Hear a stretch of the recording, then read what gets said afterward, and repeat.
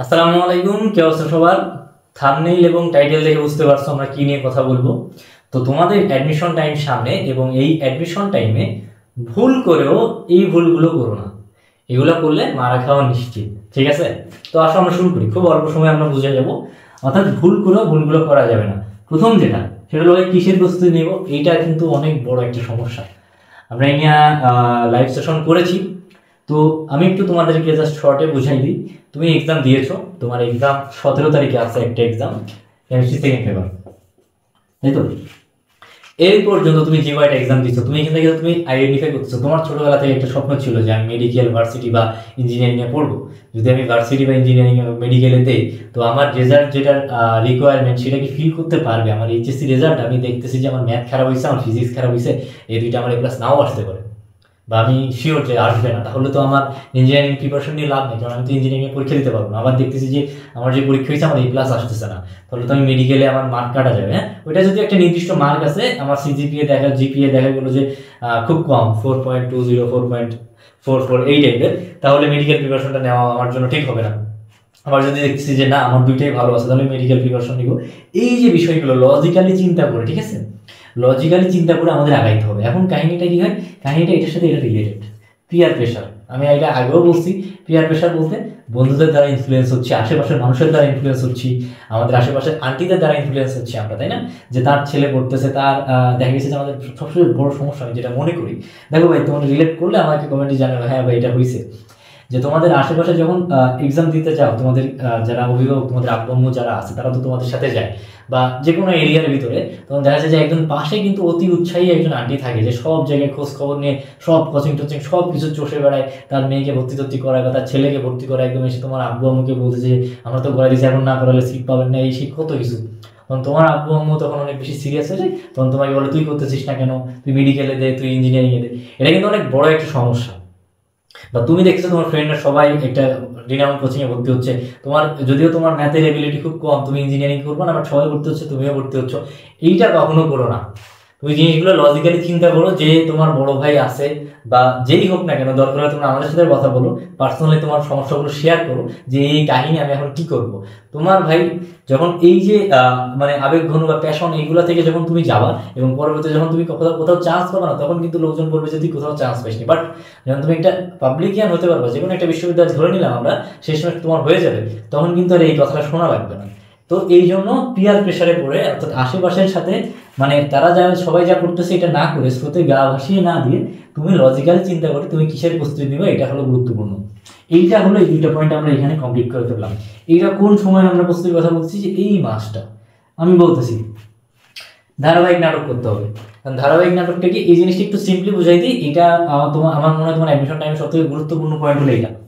সব থেকে গুরুত্বপূর্ণ পয়েন্ট আমার কাছে মনে হচ্ছে টোটাল অ্যাডমিশন টাইমে এইটা, ধারাবাহিক নাটক।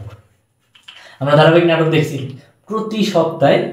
তো আগে তো 6-7 দিন, 5 দিন বা 6 দিন হইতো নাটক, এখন তো 7 দিনই হয়। তো আমরা ধরে নিলাম 6 দিন, একদিন বন্ধ দিলাম। হ্যাঁ, তো তোমার প্রতিদিন নিয়মিত পড়তে হবে। কনসিস্টেন্সি ইজ ইম্পর্টেন্ট, ধারাবাহিকতা গুরুত্বপূর্ণ। তোমার ডেইলি পড়াশোনা করতে হবে, বোঝা গেছে? তুমি আজকে একটু পড়লে, আজকে 10-12 ঘন্টা পরে ফাটাই দিছো, ওই দিন পরের দিন খোঁজ নেই, এটা হবে না। কনসিস্টেন্টলি তুমি ডেইলি 6 থেকে 8 ঘন্টা, 10 ঘন্টা, 12 ঘন্টা, যেটা তোমার ক্যাপাসিটি, আবার কমায় ফেলো না, মানে 4 ঘন্টা 3 ঘন্টা না, একটু বাড়ায়ও, ঠিক আছে? 8-10 ঘন্টা বা যেটাই তোমার ক্যাপাসিটি আছে, তুমি ধারাবাহিকভাবে পড়বা। আর একদিন ব্রেক দিবা, যে ধারাবাহিক নাটকে একটা ব্রেক থাকে, তুমি শুক্রবারে বা যে কোনো একদিন তুমি তোমার জন্য একটা উইকলি, একটা উইকেন্ড রাখতে পারো, যে আমার আজকের মধ্যে আজকে আমি একটু রিল্যাক্স করবো। কিন্তু ভাই ইম্পর্টেন্ট বিষয় যেটা এখন আমি বলবো, সেটা হলো দেখো তোমার 17 তারিখে এক্সাম। আজকে আমরা ধরে নিলাম, আজকে আমাদের ভিডিও পোস্ট হবে, সেটা হলো 8 তারিখে, 8 আগস্ট। মানে এখন এখান থেকে তুমি যে টাইমটা দেখতেছো, এখানে হিউজ টাইম আছে, তাই না? এখনো আমাদের 8 বা 8 দিনের মতো আছে। তো তুমি কেমিস্ট্রি সেকেন্ড পেপার তো নিবা না। এখন এই 8 দিনে তোমার সবথেকে বড় বিষয় হলো ব্রেন স্টর্মিং করা, যে তুমি কি করবে, তুমি কিসের প্রস্তুতি নিবে, এই জিনিসটা ফিগার আউট করা। কই পড়বা, কোন কোচিংয়ে ভর্তি হবা, কিসের প্রস্তুতি নিবা, কাদের সাথে পড়বে, সব কিছু এই কয়েকদিনে তুমি ঠিক করে ফেলবা, ঠিক আছে? এই 8 থেকে 16 তারিখের মধ্যে তোমার ফিক্স করে ফেলতে হবে, এবং এর ভিতরে তুমি কেমিস্ট্রি পড়বা। ফিক্স করার পরে 17 তারিখ এক্সাম হয়ে গেল, এরপরে তোমাদের প্র্যাকটিক্যাল। তো প্র্যাকটিক্যাল 31 তারিখ পর্যন্ত চলবে, এবং 31 তারিখের পরে সেপ্টেম্বরের 1 অথবা 2 তারিখ, এই সময়টায় ভাই সেপ্টেম্বরের 1 অথবা 2 তারিখ প্রত্যেকটা coaching, online platform, offline platform, সবাই তাদের মানে একাডেমিক কার্যক্রম শুরু করবে অ্যাডমিশনের। বোঝা গেছে? তার মানে তুমি তোর শুরু থেকে শুরু করতে পারতেছো। এই জিনিসটা কি আমরা বুঝাইতে পারছি? তাহলে এই কাজটা কি তোমার এই সময়টা সবথেকে গুরুত্বপূর্ণ, এটা ভাবা যে আমি কিসে করতে নেবো, যারা শিওর না। আর যারা শিওর তাহলে তোমাদের জন্য যে কোচিংটা বা যে প্ল্যাটফর্মটা তোমার জন্য বেটার হবে সেটা তোমরা এনরোল করবে। হ্যাঁ, তো এখন এখানে একটা বিষয়, তাহলে আমরা যদি সেপ্টেম্বর থেকে হিসাব করি, তাহলে সেপ্টেম্বর, অক্টোবর, নভেম্বর, আর আমরা একটা ঘোষণা কি পেয়েছি, ডিসেম্বরে কি হবে, মেডিকেল এবং ডিইউর এক্সামটা হয়ে যেতে পারে। এবং আমরা একটা জিনিস দেখতে পাচ্ছি যে নির্বাচন হওয়ার সম্ভাবনা আছে ফেব্রুয়ারিতে। তো তার আগে অনেক দেখা গেলো বিশ্ববিদ্যালয় আগে থেকে পরীক্ষা নিয়ে যেতে পারে। কথা হইলো ভাই, এই যে তার মানে কয় মাস, 3 মাস, মাত্র 3 মাস। এই 3 মাসের মধ্যে তোমার সব পড়তে হবে। তুমি বলতে পারো যে ভাই আমি তো এগ্রিকালচারের প্রিপারেশন নিব, তো জিএসটি বা আমার তো খুলনা ইউনিভার্সিটি বা ঢাকা ইউনিভার্সিটি বা রাজশাহী ইউনিভার্সিটি টার্গেট বা ইঞ্জিনিয়ারিং বইটা ওদের তো ডিসেম্বর, ওদের তো পরে।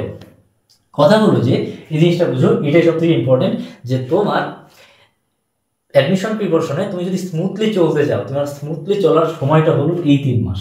যদিও এই 3 মাসে তুমি স্মুথলি চলতে পারবে না। তোমার গ্রাফটা আমি যদি একটু আঁকাই, গ্রাফটা কেমন, এই যে মনে করো তোমার অ্যাডমিশনের এই যে গ্রাফটা, হ্যাঁ, এই যে এটা হলো, এখন তুমি এই যে স্মুথলি চলতেছো, সমবেগে চলতেছো। এখন এইখানে হালকা একটু ধাক্কা আসবে, উঁচুতে যাবে নাহলে নিচুতে আসবে, যে কোনো একটা। সেটা কিসের, সেটা হলো তোমার রেজাল্টে। অ্যাটলিস্ট এই যে আমরা জানি 1 থেকে 1.5 মাস পরে আমাদের রেজাল্ট আসবে। রেজাল্ট যদি খারাপ হয় তাহলে এটা একটু ধাক্কা, আর যদি রেজাল্টটা ভালো একটা বুস্ট আপ, তাই তো? এরপরে জিনিসটা আবার স্মুথলি চলবে যতদিন না কোনো একটা অ্যাডমিশন পরীক্ষা হচ্ছে। যেই একটা অ্যাডমিশন পরীক্ষা হয়ে যাবে, অর্থাৎ অ্যাডমিশন পরীক্ষা যখন শুরু হবে, তখন দেখবে তোমার ফ্রেন্ডরা চান্স পাচ্ছে, তুমি চান্স পাচ্ছ না, তোমার আশেপাশে সবাই চান্স পাচ্ছে, একটা মেন্টাল প্রেশার ক্রিয়েট হবে, বাড়ি থেকে প্রেশার আসবে। তখন আর এই স্মুথলি এই টেনশন ছাড়া পড়াশোনা হবে না। তখন ফর্ম ফিল আপের ঝামেলা, কই যে পরীক্ষা দিব, কোথায় থাকবো, বন্ধুদের সাথে, বন্ধুদের চান্স হচ্ছে, কোথাও অনলাইনে যাইতে পারতেছি না, বিভিন্ন প্রেশার। এইভাবে তখন আর পড়াশোনা হবে না, এইভাবে 1-1.5 মাস এইভাবেই করতে করতে চলে যাবে।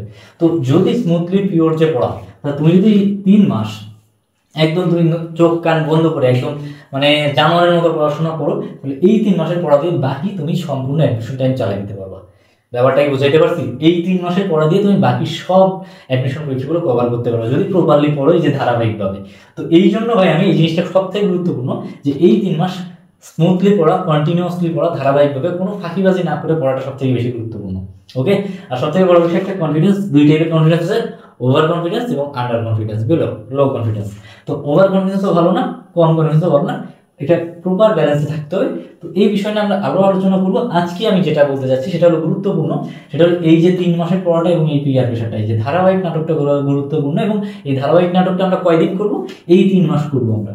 আগে এই 3 মাস করি, আশা করি আমরা রেজাল্ট পাবোই। হ্যাঁ, তো এই ছিল আজকের মতো, টু বি কন্টিনিউড। এরপরও অ্যাডমিশন টাইমের বিভিন্ন সমস্যা, সেগুলো নিয়ে আমরা আলোচনা করবো, কিভাবে সমাধান দেওয়া যেতে পারে আমরা তোমাদের একটু আইডিয়া দেওয়ার ট্রাই করবো।